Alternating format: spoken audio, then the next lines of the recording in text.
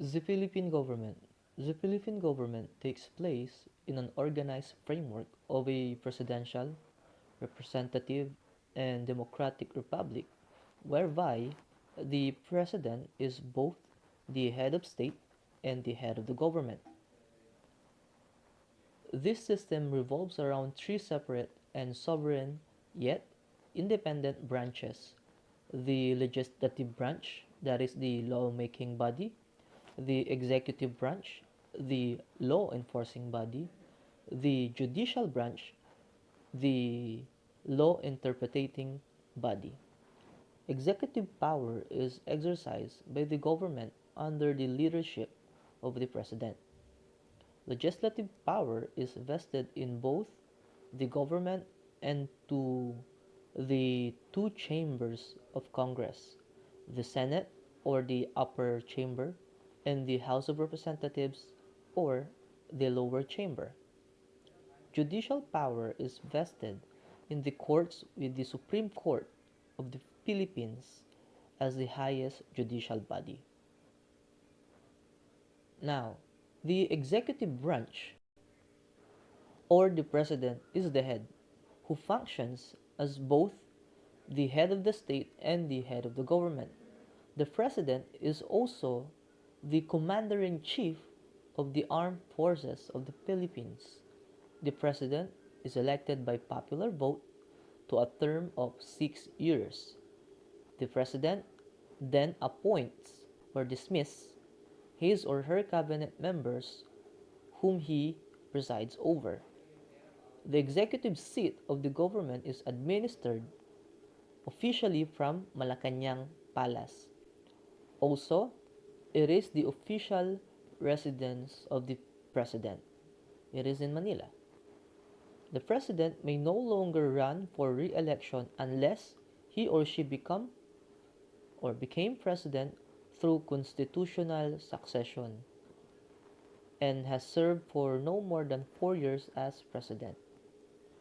And of course, the second highest official is the vice president. He or she is the first in line to succession should the president resign, be impeached, or die in office. The vice president usually, though not always, may be a member of the president's cabinet.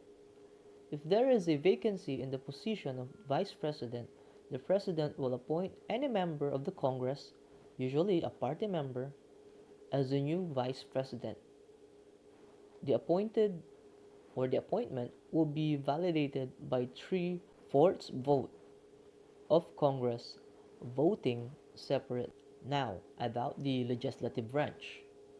The remaining of the House seats are designated for sectoral representatives elected at large through a complex called party list system, hinging on the party receiving at least 2% to 6% of the national vote. The upper house is located in Pasay City, while the lower house is located in Quezon City. The district and sectoral representatives are elected with a term of 3 years. They can be re-elected, but they are no longer eligible to run for a fourth consecutive term. The senators are elected to a term of 6 years. They can be re-elected, but they are no longer eligible to run for a third consecutive term. The House of Representatives may opt to pass a resolution for a vacancy of a legislative seat that will pave way for a special election. The winner of the special election will serve the unfinished term of the previous district representative. This will be considered as one elective term. The same rule applies in the Senate. However, it is only applicable if the seat is vacated before a regular legislative election. Now, for the third branch. The judiciary branch of the government is headed by the Supreme Court, which has a Chief Justice as its head and 14 associate justices. all appointed by the President on the recommendation of the Judicial and Bar Council.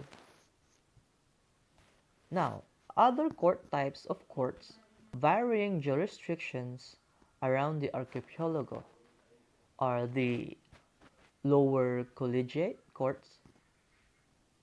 There are three: the Court of Appeals, Court of Tax Appeals, and the Sandigang Bayan. Now, the regular courts. The first one is the regional trial courts, metropolitan trial courts, municipal trial courts, municipal trial courts in cities, and municipal circuit trial courts.